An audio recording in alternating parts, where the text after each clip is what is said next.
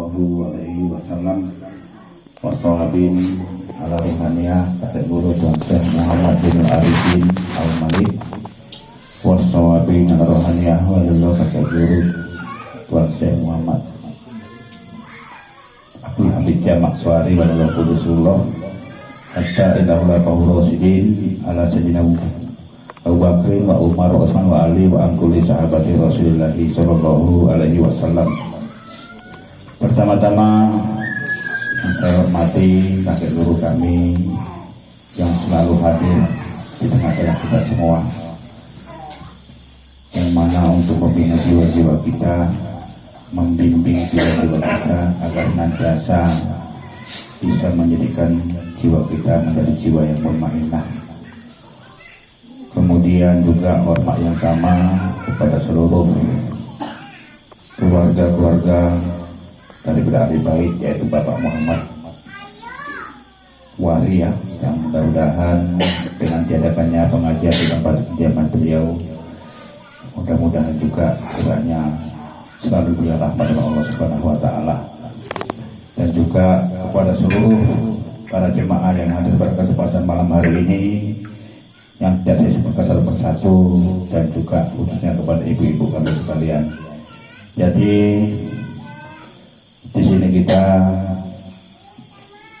sebentar lagi juga akan melaksanakan ya, musafan, yaitu 14 lagi. Mudah-mudahan nanti kedepannya kita bisa lebih memfokuskan diri terutama tentang kurban dan juga akikah kita. Itu harapan kepada Bapak Muhammad Tumino. Kemudian setelah berangkat salam mari kita hadiahkan kehadiran baginda alam Rasulullah Muhammad sallallahu alaihi wasallam. Sembari kita mengucapkan Allahumma sholli ala sayyidina Muhammad. Semoga bertambah-tambah juga kasih Allah kepada beliau agar nantiasa kita kelimpahan syafaatnya baik di kehidupan dunia maupun di kehidupan akhirat. Amin ya rabbal alamin. Bapak Ibu yang saya hormati dan muliakan, seperti kita ketahui pada 2 minggu yang lalu kakek guru kita telah mengupas tentang surah Al-Fatihah ya, yang 3 ayat, mulai ayat pertama sampai ketiga ya, dan juga dikombinasikan dengan surah An-Nas, yang mudah-mudahan kita tidak lupa dengan apa yang telah disampaikan oleh guru kita, yang mudah-mudahan nanti kelanjutannya juga hanya kakek guru lah yang akan menyampaikan kepada kita semua. Karena sesungguhnya untuk mengupas surat Fatihah aja mungkin sangat sulit ya bagi, saya kira tuan-tuan saya yang lain pun yang di selain daripada aliran kita ini agak sulit untuk menjabarkannya, karena mereka terlalu terfokus kepada amalan tapi bukan perbuatan. Jadi di sini kita di sadar ini kita terfokus kepada perbuatan yang sehari-hari kita lakukan ya, bukan berfokus kepada ibadah ataupun amalan yang notabene hanya sebatas ucapan belaka tanpa ada perbuatan. Mustahil kita bisa memahaminya. Inilah kelebihan kita di tarekat Satria Said ini, yang mana walaupun kita masih tergolong masih muda-muda, mudah-mudahan tidak gagal paham dalam memahami segala ilmu Arifatullah ini. Jadi selagi saat ini kita masih cinta kepada ajaran Satria, mudah-mudahan kita akan selamat dunia wal akhirat. Jadi saya harapkan di sini juga kita selalu fokus ya, selalu intinya cinta kepada ajaran ini, cinta kepada dakwah, cinta kepada amalannya juga ya. Karena seperti amalan-amalan Satria banyak juga ya, seperti tawajuh, halawat, yang saya kira akhir ini kita mulai menurun dalam cintanya kepada amalan itu ya.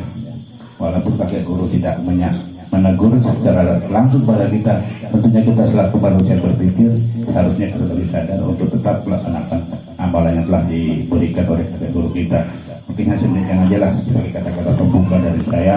Langsung saja untuk menyingkirkan waktu kami serahkan ya tausiah berikut kepada kakek guru kami. Saya akhiri doa. Assalamualaikum warahmatullahi wabarakatuh.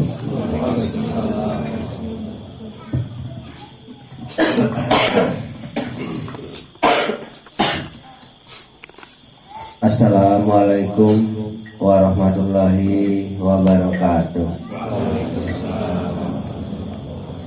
Alhamdulillah, alhamdulillah wa syukurillah wa nikmatil iman bidil Islam.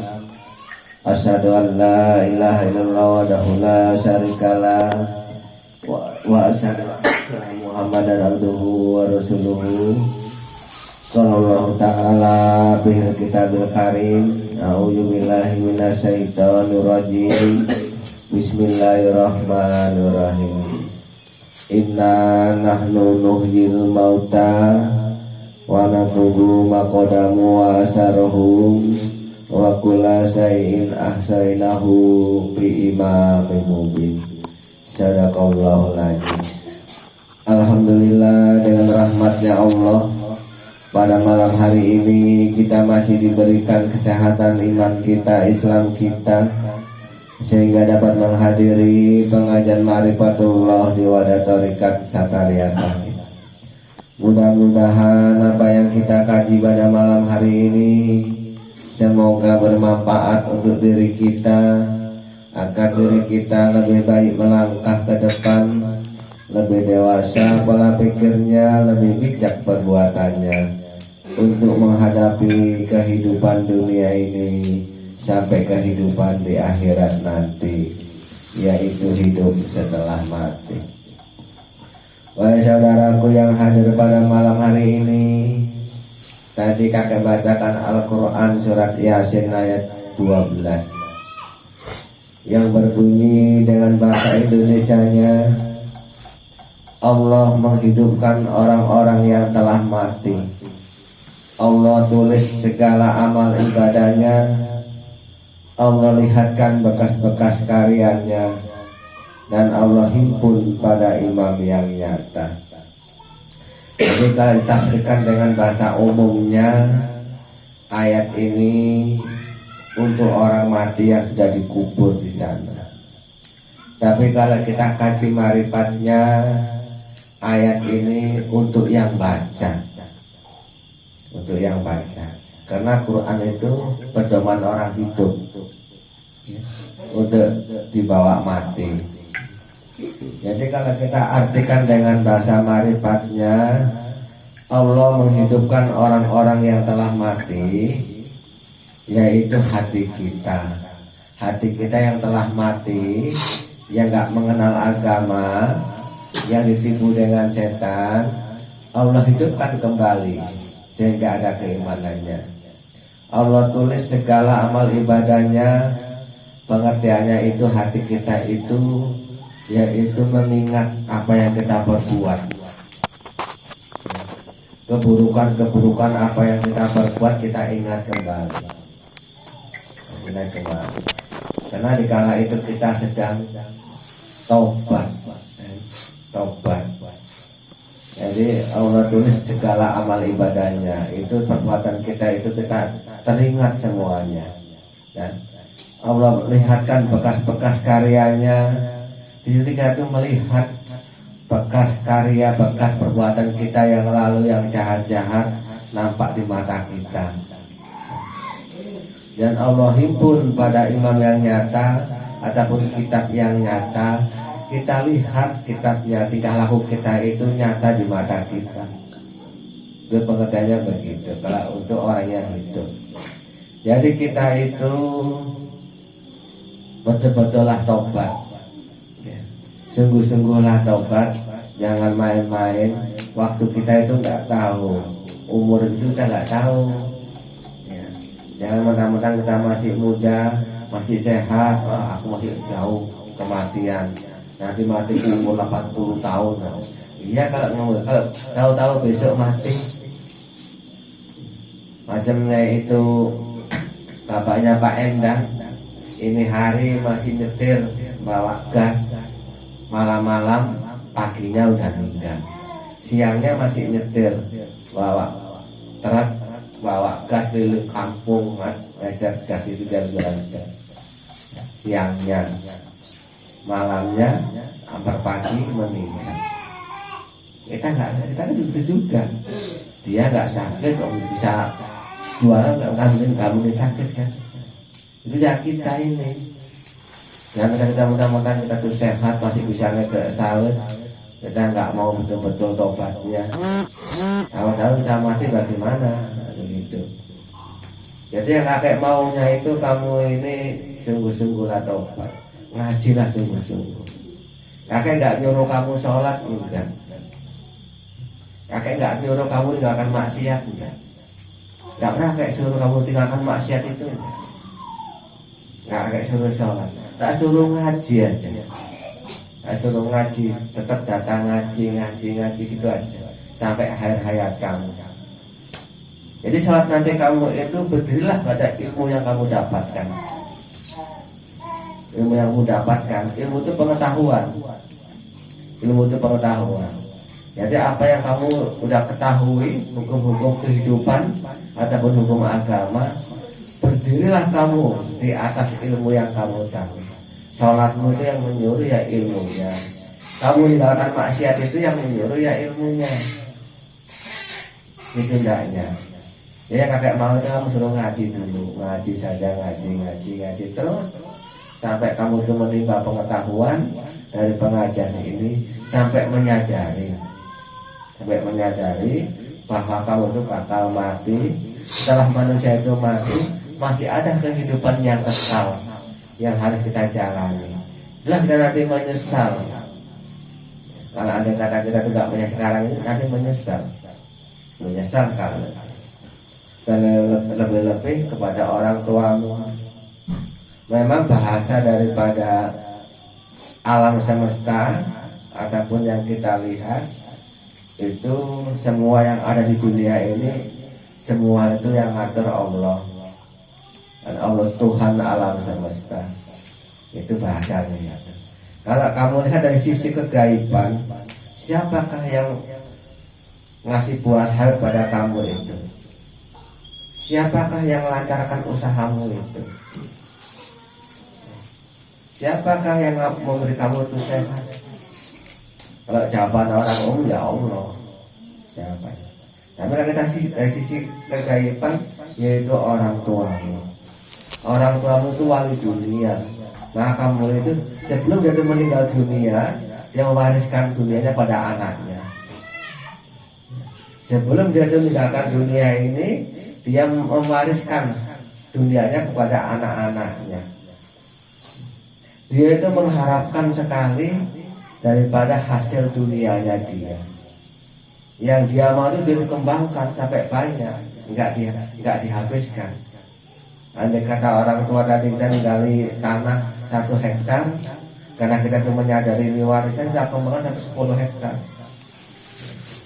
Dan dia itu mengharapkan dari karya anaknya. Kalau lihat bekas-bekas karya anak tadi itu, kalau dunia dia hanya mengharapkan sedikit sekali, 2,5% dari keuntungan dunia yang kamu jalankan tadi. Itu untuk kebutuhan dia di alam gaib sana. Karena kata Nabi Muhammad, apabila mati anak Adam putus amalannya kecuali 3 perkara. Di antara yang 3 tadi itu adalah sedekah jariyah. Jadi orang tua menyedekahi kamu dari mulai kecil sampai kamu itu dikasih warisan. Dan sekarang dia itu membutuhkan sedekah jariyah itu untuk kehidupan di sana. Jadi berdirilah kau dalam ilmu itu untuk menolong orang tua. Kalau orang tamu kamu tolong dengan baik tanpa ada saya itu penyesalan ataupun kerugian, maka nanti orang tua itu berdoa kepada Tuhannya, itu akan menjadi kebaikan pada anak-anaknya. Kalau kita berdoa sama Tuhan jauh sekali, kita itu maha jahir, Allah itu maha gaib. Jadi kalau kita berdoa itu jauh sekali. Tapi kalau orang-orang gaib berdoa kepada yang maha gaib itu dekat, hampir di balik dinding saja, didengar oleh Allah. Kalau doanya orang-orang gaib, karena doanya orang jahil tidak didengar oleh Allah, kecuali mereka tadi itu suci. Kayak orang gaib walaupun tidak suci didengar oleh Allah. Siapa contohnya? Orang-orang yang mohon kepada Allah itu melalui setan, melalui jin lebih mudah terkabul dibandingkan dari manusia. Kenapa? Karena jin itu gaib. Jadi di balik dindingan itu terdengar suaranya tadi. Allah itu memberikan sesuatu kepada siapapun yang memintanya. walaupun itu bukan orang suci yang kita dengar kan. Jadi kalau kamu nanti nggak memahami pengajian ini yang kayak sekarang, nanti kerugian.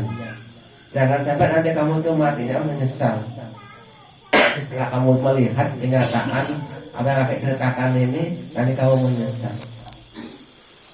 Maka kita di dunia ini nggak boleh malas-malas, disuruh banyak kerja, suruh mengumpulkan harta untuk apa? Untuk bekal kehidupan di akhirat, yaitu berbaik sedekah jariah.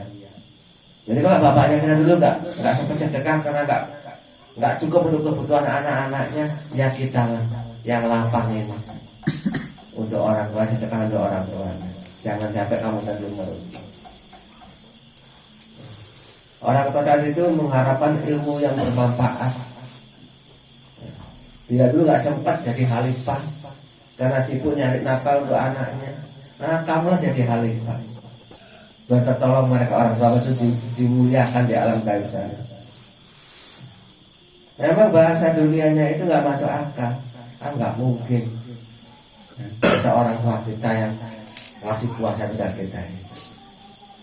Katanya mereka nggak mungkin. Itu Allah, iya memang itu Allah semua itu. Tapi wasilahnya itu pada siapa? Wasilahnya itu. Andai kata orang tua untuk marah sama kamu karena keegoisan kamu itu pada leluhurmu, nanti saat pun akan nggak buat.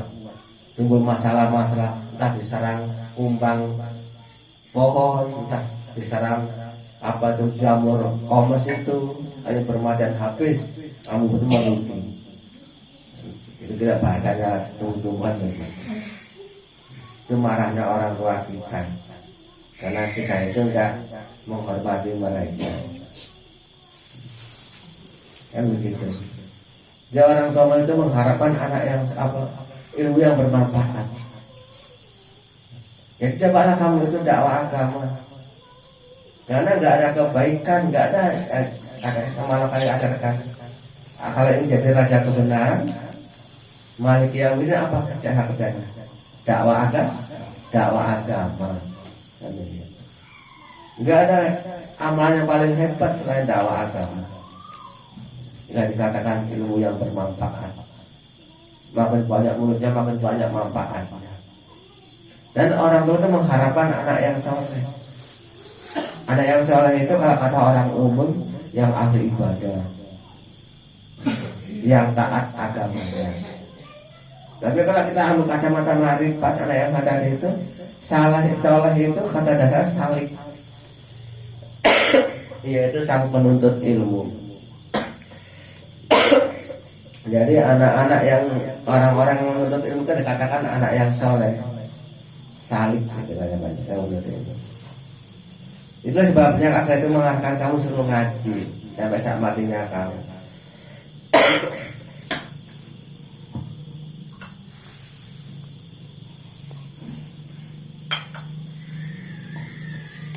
Karena ngaji itu menciptakan anak-anak soleh, anak-anak salih sang penuntut.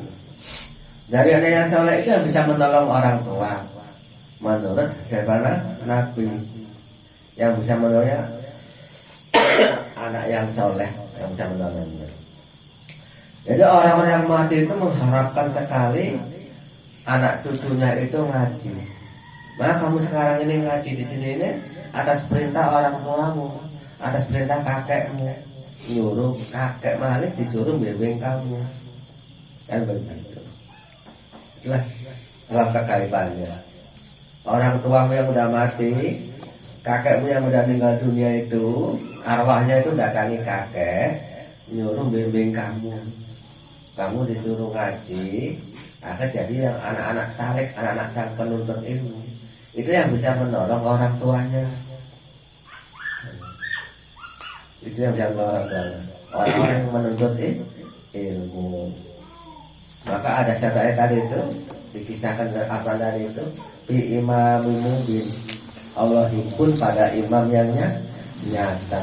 Sekarang kakek himpun ini cucu-cucunya para arwah itu pada imam yang nyata. Nah, tak suruh buat karya, tak suruh ingat dulu kesalahannya dulu. ingat jangan diperbuat lagi kesalahan itu, dikurang-kurangin lah, kan begitu. Nanti kalau kamu sudah betul-betul mengabdi kepada Allah, kalau bahasa umumnya, kalau bahasa mana mengabdi kepada orang yang sudah mati, yang sudah kembali kepada Allah, sudah mengabdi, nanti kamu diberi hadiah oleh Allah, oleh kakekmu ataupun orang tuamu itu dikasih anak yang soleh sama dengan dia. Nanti kamu dari dunia, nanti ada di antara anakmu itu yang seperti kamu dulu, yang selalu nolong orang tuanya. Baru kamu tersenyum. Nah, keadaan di alam sana tadi itu ada yang menolongnya. Karena orang udah mati itu menghadapi suatu hal lebih besar dari dunia ini. Di dunia ini nggak kekal masalahnya. Di dunia ini nggak kekal. Masalah yang kita hadapi kecil dibandingkan masalah yang udah mati. Nah, kayak selalu cerewet tentang masalah ngaji ini, karena nanti kamu akan mengalami mati semua. Nggak ada yang nggak mati, bro. Nggak ada yang nggak mati. Selagi masih ada waktu di dunia ini, nolong orang tuamu, maka tolonglah. Jangan merasa menghitung rugi. Orang tua dulu itu nolong kamu nggak menghitung rugi. Dari kamu lahir sampai kamu menikah, dia nggak menghitung rugi. Tambah berlebih waktu mau hari raya. Gitu.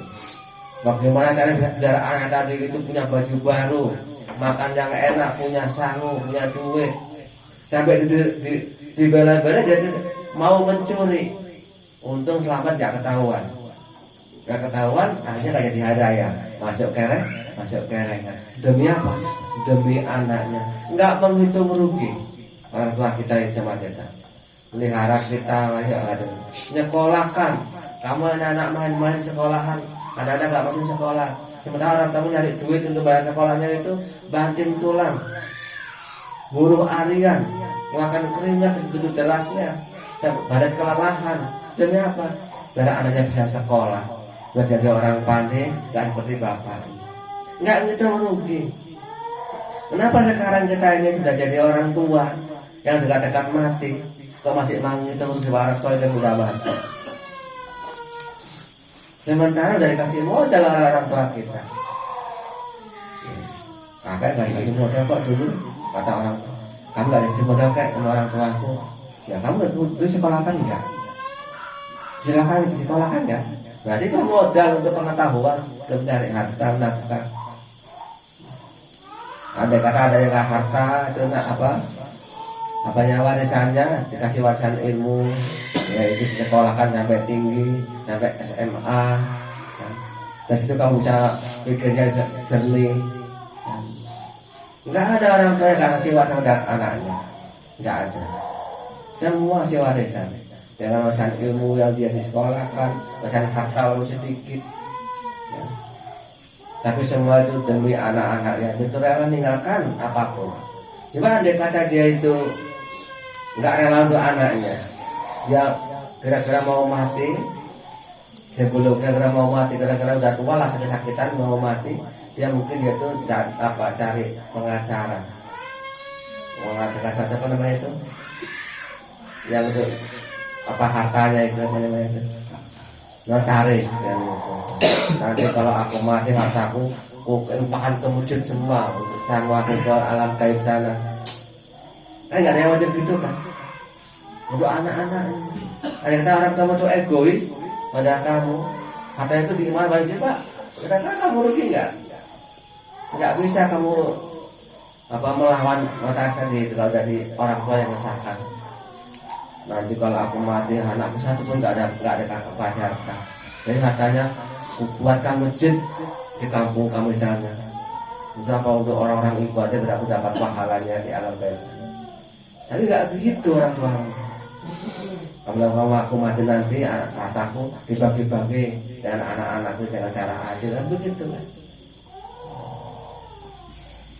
Jadi berdirilah kamu dari ilmu yang kamu dapatkan. Jangan kamu nggak berdiri setelah kamu mengetahuinya. Duduklah, kerjakanlah, buat karya-karya untuk kepentingan akhirat atau kepentingan dunia, demi orang tua dan demi diri kita. Karena kita semua itu bakal mati, nggak ada yang nggak mati. Mau utama kita akan menghadapi apa yang dihadapi orang tua kita sekarang ini. Kita akan menghadapinya, kita akan melihatnya nanti. Bagaimana keadaan orang tua kita yang sudah di alam sana duluan. Kita belakangan kita akan melihatnya. Andai kata yang kita kerjakan sama dengan orang tua kita dulu, nanti sama pula ya hasilnya di sana yang mau hadapi. Saja nanti diterangkan itu kan untuk orang lain, untuk orang hidup. Kalau orang mati, yang udah mati, ya jelas dia itu udah mati kan. Kalau orang hidup, siapa yang mati? Hatinya yang mati. Jadi kata Nabi Muhammad, nasihat pada sahabat-sahabatnya, hai sahabatku, janganlah kamu bergaul sama orang mati. Nanti imanmu akan jadi mati. Tanya sahabat yang lain, ya orang mati itu yang macam mana? Yaitu orang-orang kaya. Katanya. Karena orang-orang kaya itu hatinya mati. Dia menumpuk harta, tapi gak pernah dia mikir agama. Dia menumpuk harta, gak mikir orang sudah mati, orang tuanya sudah meninggal dunia. Itu orang mati. Orang-orang kaya Nabi Muhammad itu hatinya itu mati. Itu kata Nabi Muhammad dan hadisnya Al-Qur'an, kita Bukhari itu ya. Jadi kita sekarang ini ngaji dan ngaji sampai dapat pengetahuan yang kita dapatkan. Jadi ini kalau sudah dapat pengetahuan itu, kerjakanlah. Berdirilah kamu di situ.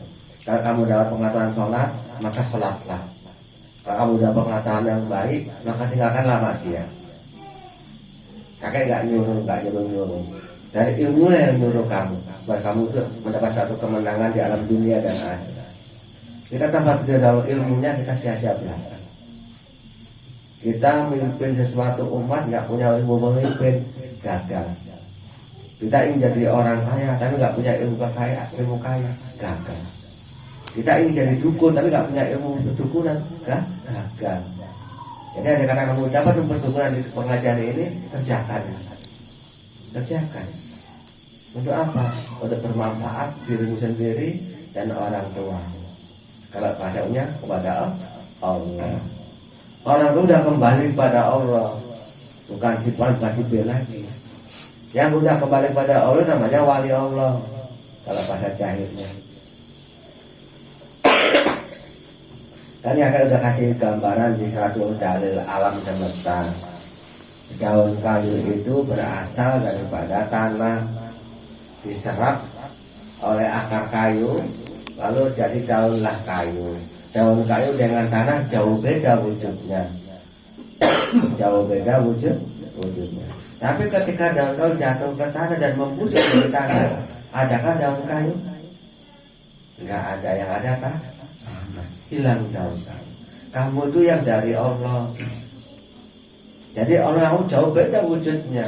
Allah itu maha gaib, kamu itu maha jahat. Tapi kita kamu kembali kepada Allah, enggak ada lagi manusia.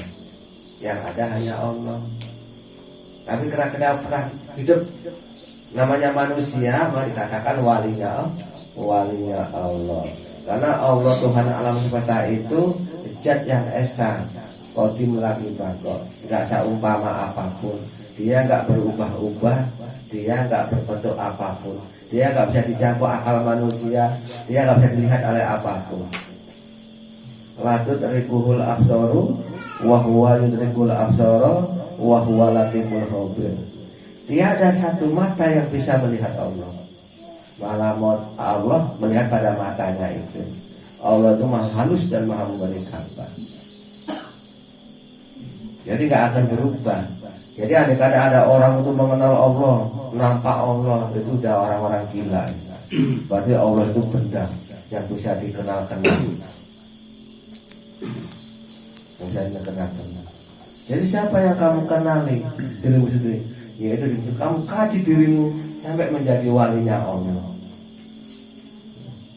Jadi ibarat kamu itu tebu, Allah itu manisnya, kamu batang tebunya. Nyatulah dengan Allah. Ya, jangan kamu pisahkan walaupun sehelai rambut sekalipun. Itu yang bisa kamu pelajari. Jadi tetap Allah itu nggak seumpama. Apabila kita menyatu dengan Allah, menyatu jadi satu seperti tebu dengan manisnya, Berarti Allah itu kait pada johirnya, yang nyata ada sifat-sifatnya saja. Jadi ada kata manusia dipindahkan ke kuah yang lain tetap dikatakan gula yang dari tepung. Kamu ngerti kira-kira? Jadi ingat-ingat, umur kita sudah ada yang 50, 40, ada yang sudah 60, 30, itu dekat-dekat mati semua. Dekat-dekat mati semua. Sementara jasa orang tua dari kita belum terbayar. Jasa orang tua kepada kita belum terbayar. Nah, sekarang ini masih bisa dikit. Maka jangan malas-malas cara untuk kepentingan orang tua. Orang tuamu ya ada yang tidak kembali kepada Allah, ada yang masih hidup di dunia. Masih itu bakal lumayan kita. Agak ada keringanan. Yang udah mati orang tuanya ini berat sekali. Apa kemarin kita nggak tahu. Bagaimana masalah dia kita nggak tahu. Tahunya baik saja dia berada di sana. Karena kita nggak melihat. Andai kata kamu tahu bagaimana keadaan orang tua di sana, mungkin kamu tuh nggak begini cara ngajinya. Sungguh-sungguh cara ngajinya. Sungguh-sungguh kamu beramal. Nggak main-main lagi. Nggak ada lagi malas untuk kepentingan orang tuanya. Saya kira kamu nggak tahu lah. Maka wajar kamu itu agak malas untuk kepentingan orang tuanya. Karena untuk kepentingan dirimu sendiri, kamu lebih giat. Karena kepentingan orang tuamu kamu agak malas. Kenapa? Ada musuh orang tuamu yang namanya jin. Yang selalu bisik-bisiki hati kita untuk merong-rong yaitu amal-amal kita, merong-rong pengetahuan kita, sehingga kita itu terpuruk dalam kehidupan akhiratnya. Maka kadang dunianya terpuruk juga. Ini yang kadang-kadang kita waspadai, jangan sampai kita itu jadi anak durhaka pada orang tua, karena dia membahayakan diri kita sendiri. Lebih-lebih kaum ibu itu kan ahli waris daripada nafsu. Asal usul kamu itu dari nafsu kamu bapak, kamu laki-laki, jadi itu ahli waris. Nafsu itu sifatnya pantang kekurangan, maunya berlebihan, maunya dipuji, tidak mau dihina.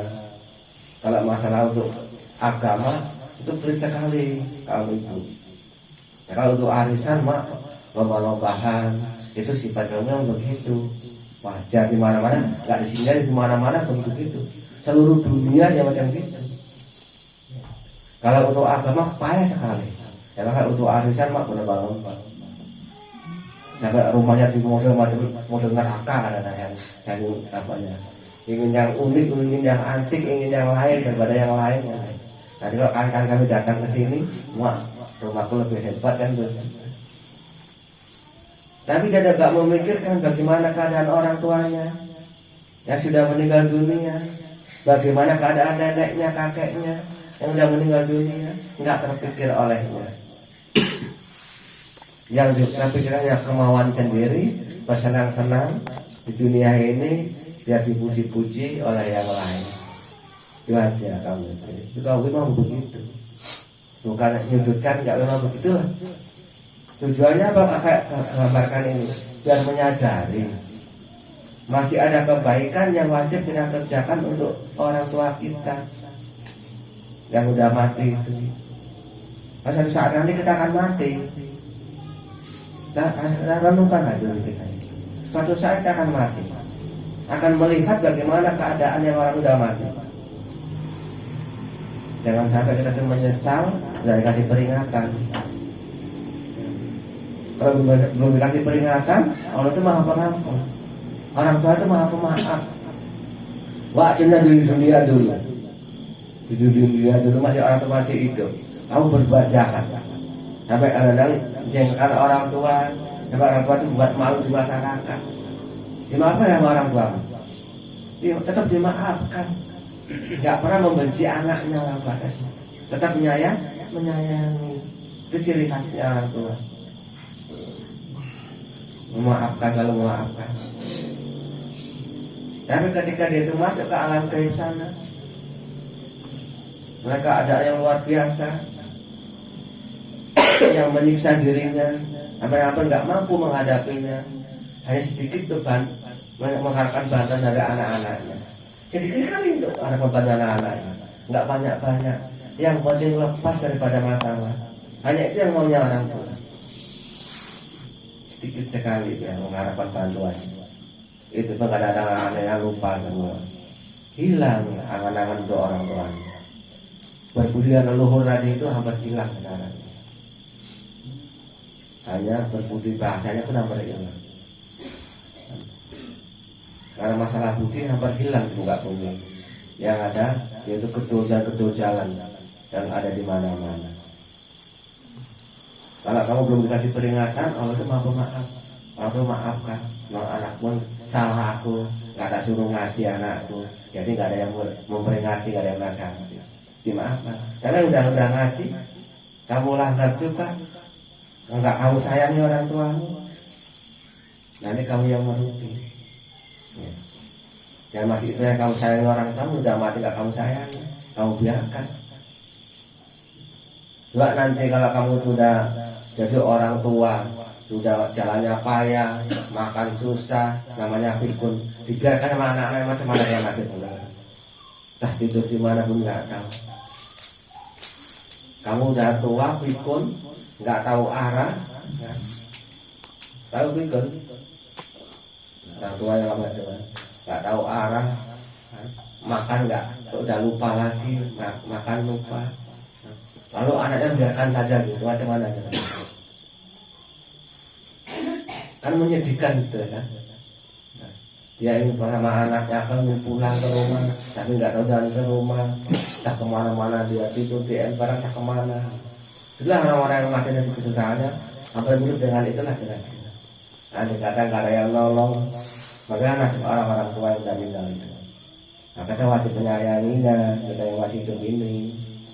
Dengan hukum-hukum agama diberikan oleh Nabi Muhammad kepada kita, berbeda leluhurnya, kan gitu. Maka ada hukum di satu agama tadi itu ada 5 itu kan, syahadat, salat, zakat, puasa, haji. Nah haji yang dikasih keringanan ini tak total lillahi sabilan jika kamu itu mampu melaksanakan. Tapi yang 4 ini nggak ada keringanannya. Masih kita kerjakan. Kita kerjakan. Karena semua yang 5 tadi itu sesungguhnya itu untuk kebutuhan orang yang sudah mati. Waktu haji kita sana itu, kita datangi siapa? Kan makomnya Ibrahim, tempat ibadahnya Ibrahim. Jauh dari Indonesia ke sana dan Ibrahim. Itu doanya Ibrahim. Ya Allah, Rabbi innahuna atlalna katsiran minan nas, kata Nabi Ibrahim. Faman tabi'ani fa innahu minni wa man asani fa innaka ghafurur rahim. Ya Tuhanku, sesungguhnya berhala telah menyesatkan manusia. Barang siapa yang mengikutiku, mereka itu golonganku. Barang siapa yang ingkar kepadaku, engkau pengampun lagi penyayang. Nabi Ibrahim dalam Al-Qurannya. Itu juga kayak maling. Barang siapa yang mengikutiku, mereka itu golonganku. Barang siapa yang ingkar kepadaku, engkau pengampun lagi penyayang. Maka Nabi itu mengatakan yaitu amalan haji sebagai bukti pengikut Ibrahim. Islam itu agama Ibrahim. Jadi datang ke sana itu sebagai bukti pengikut Ibrahim. Itu juga kayak maling, mengadakan torikat, kakek kasih amalan di musola itu khusus di musola. Siapa yang datang yang mengikuti berarti pengikut kan kakek kan begitu. Ada yang nggak datang, mudah-mudahan bapaknya pengampun lagi benar. Ya. Pak Inaka Ghafurur Rahim. Barang siapa yang ingkar pada Allah itu pengampun lagi penyayang. Ibrahim itu rasulnya, Allah itu orang tuanya yang ikut Ibrahim. Kan begitu. Juga kakek itu rasul dari orang tuamu. Yang nyuruh kakek jadi memimpin kamu itu orang tuamu. Jadi kakek itu rasulnya. Kalau bahasa rasulnya Allah, utusan Allah. Siapa Allahnya? Orang-orang tuamu yang sudah kembali kepada Allah. Disuruh didik anak cucunya, jadi orang-orang baik, orang soleh, orang yang pandai bersedekah jariah, orang yang ilmunya bermanfaat. Itu harapan orang-orang tua kamu itu. Kan begitu pengertiannya. Sekarang mengerti. Jadi mungkin malam ini kurang enggak walang panjang-panjang lah kajian ini. Kakek batuk-batuk orang sehat ini. Jadi enggak panjang-panjang jadi bingung gitu ya. Yang kakek suruh itu hanya suruh ngaji.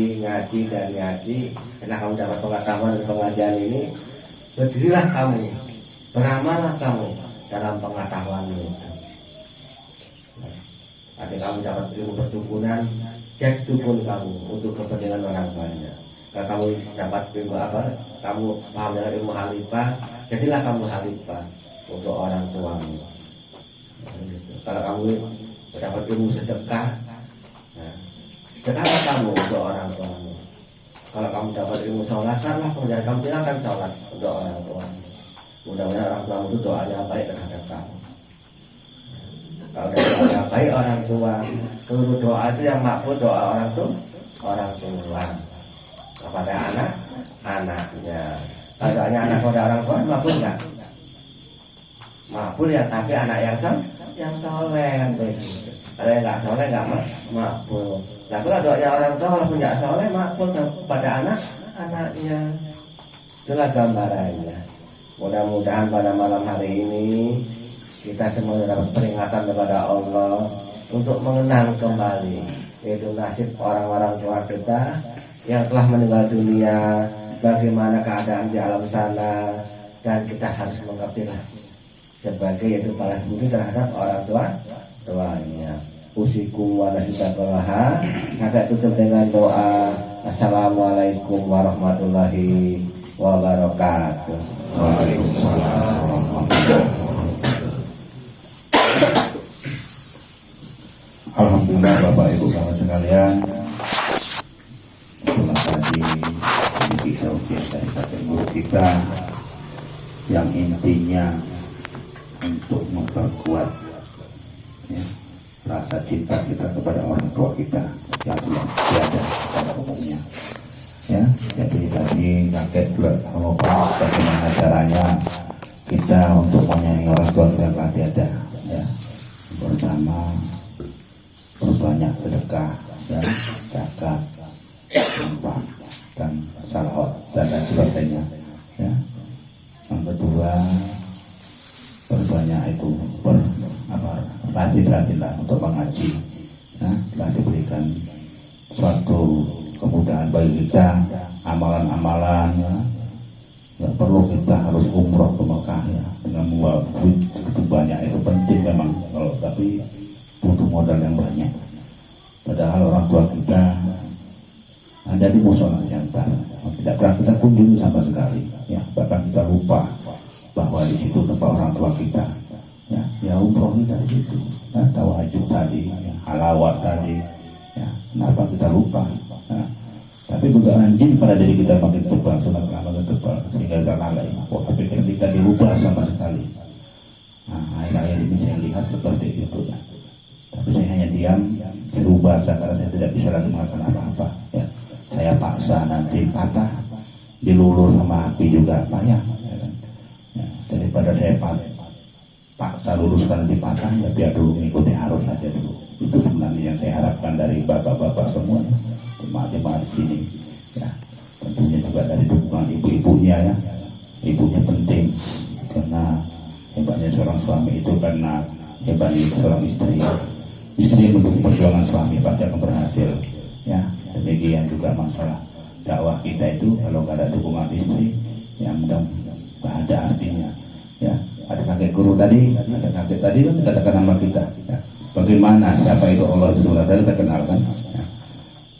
Sekarang waktu kita untuk menyelamatkan orang tua kita. Kalau dulu dia masih hidup telah menyelamatkan kita. Itu hebatnya di Sataria. Anak bisa menyelamatkan arwah orang tuanya. Kalau orang tua bisa nggak menyelamatkan arwah anaknya. Nah, tapi kalau ngasih rezeki ya ada, ngasih harta dunia bisa ya, tapi untuk menyelamatkan arwah orang tua adalah anaknya. Maka jadilah anak yang soleh. Jangan takut untuk kekurangan ya. Tidak ada itu. Kita sakit malaria aja lupa dengan harta benda kita ya. Bapak ibu sakit malaria, demam tinggi, tak ingat harta dunia. Kalau bisa kita situ selamanya, merasa sakit diri kita ini, nggak ingat masalah dunia ini ya. Coba ibu saya gigi aja lupa itu harta benda, saya gigi aja lah kalau sakit malaria. Gigi denyut itu baik mobil, sepeda motor, sawit lupa itu, teringat pada gigi aja. Kenapa kita nggak bisa lihat hal seperti itu? Seakan-akan diri kita sakit sehingga melupakan dunia ya, mengejar akhirat. Tapi jangan bukan dunia itu gak kerja ya, malas duduk di masjid aja kan, tirakat aja nggak bisa juga ya, harus tetap bekerja. Seperti itulah kiranya kita yang beragama ini, sesuaikan kehidupan dunia wal akhirat ya. Seakan-akan kalau mengejar dunia kamu hidup 1000 tahun, kalau kamu mengejar akhirat seakan-akan matahari esok.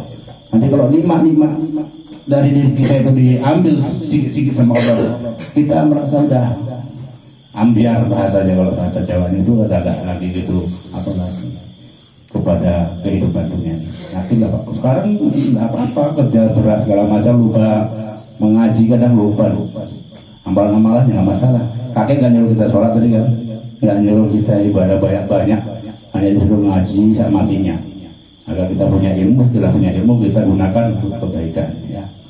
Jadi itulah tadi tausiah dari kakek, perlu kita apakan, coba perkuat lagi seperti zaman dulu. Jangan semua serba kentang, jadi dukun juga kena tanggung, jadi pendakwah tanggung, jadi apa yang nggak tanggung ya. Nanti kalau jadi dukun tanggung, tadi nggak ada guna, nggak ada bermanfaat pada diri kita, pada orang lain, pada orang tua kita. Coba kalau dukun aja ya. Ini kalau jadi dukun tanggung nggak enak dia, jadi nggak nyaman dalam kehidupan. Mudah-mudahan tausiah kakek tadi ya bisa kita camkan dalam diri kita sendiri ya, tidak lagi seperti yang lalu-lalu ya. Perkuat ngajinya, perkuat ibadahnya atau amalannya ya, perkuat juga masalah mengeluarkan nisab dalam hartanya atau penghasilannya. Hanya demikian, ingat-ingat bapak-bapak sekalian, nanti 1,5 bulan lagi kita akan diskusi Syaban. Seperti yang kita ketahui, dari Mandoge kita perlu 1 ekor lembu ya, atau Mina yang telah mengumpul segala dananya. Maka diingat, diusahakan apa yang dari Pak Bunanto ya. Harga lembunya 14.500.000, 800 nanti. Itu ada 9 ekor dari sana. Kita usahakanlah itu agar nanti arwah leluhur kita tidak numpang pada orang lain untuk cari makanan apa ini ibu sahabat nanti ya. Jadi mudah-mudahan bisa dikoordinasikan ya Pak ya kepada seluruh jemaah dan juga ibu-ibunya. Saya berdoa, assalamualaikum warahmatullahi wabarakatuh. Dan doanya saya serahkan aja kepada adik baik ya, Pak Dedi ya, Pak Dedi Karma. Untuk itu kami serahkan kepada beliau.